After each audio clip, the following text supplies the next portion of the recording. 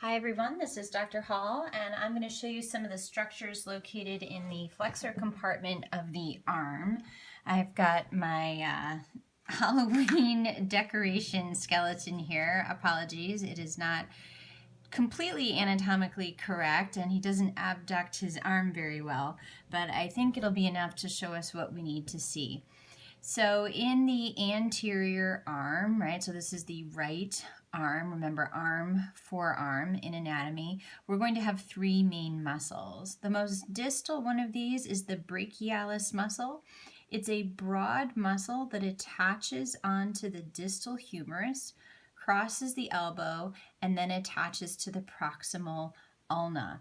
So this muscle, when it shortens, because its fiber direction is like this, when it shortens, it is going to flex the elbow. So that is the brachialis muscle. The other deep muscle in the anterior arm is the Korako brachialis. So brachi means arm, right? So that's helpful to us. And so Korako, it's going to attach to the coracoid process of the scapula and then out onto the humerus as well.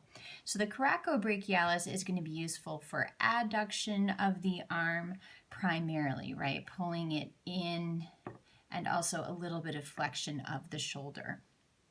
The final muscle, the one you are most familiar with, would be the biceps brachii, called the biceps brachii because it has two heads, bi for two, seps meaning head. One attaches onto the humerus and the other one also to that coracoid process, which, as you'll remember, is part of the bone of the scapula. And then distally, right, so its insertion is out here on the radial tubercle. So that bump on the radius, that bump is actually caused by the biceps brachii pulling on the forearm. So this is also going to be one of the main flexors of the elbow. It's going to flex the forearm. So the next thing that we're going to add is going to be the structures in the axilla. And I apologize, it's a little tough to see. We'll do our best. So starting from deep and moving to superficial, focusing just on the anterior arm. So we're going to do scapular region later. There will be many tendons and muscles that we'll see in this region then.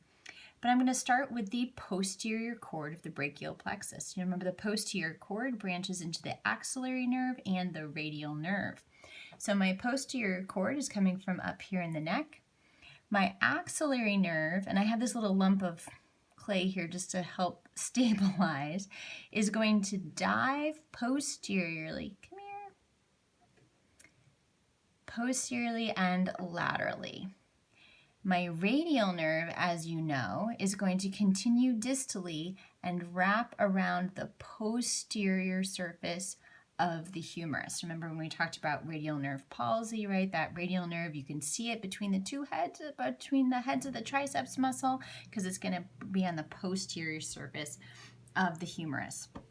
So we've got our posterior cord with axillary and radial nerves. Next, we need our axillary artery. So I'm going to go ahead and put this in. So this is going to be up here. This would be our subclavian artery, and then our axillary artery running right on top of that posterior cord. And then when it comes out into the arm, it's going to be located here, and we call it the brachial artery. That's going to continue down to the forearm, where it's going to bifurcate into the radial and ulnar arteries. So our last detail is the rest of the brachial plexus. So here we have our M.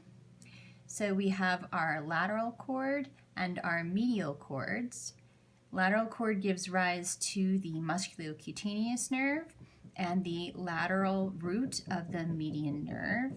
The medial cord gives rise to the medial root of the median nerve and the ulnar nerve.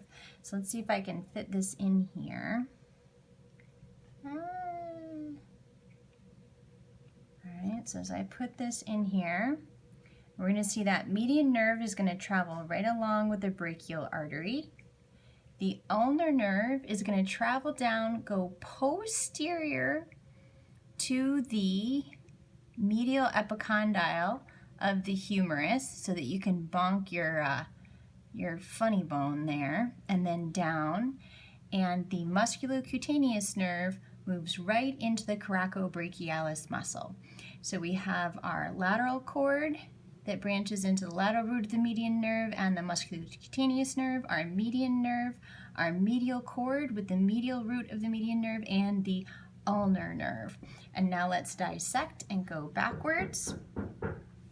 So we've got the biceps brachii muscle, our brachial artery, our Korako brachialis muscle, our brachialis muscle, and then behind everything, our posterior cord with our axillary nerve and radial nerve spiraling around the posterior surface of the humerus. And so those are the structures in the anterior compartment of the arm.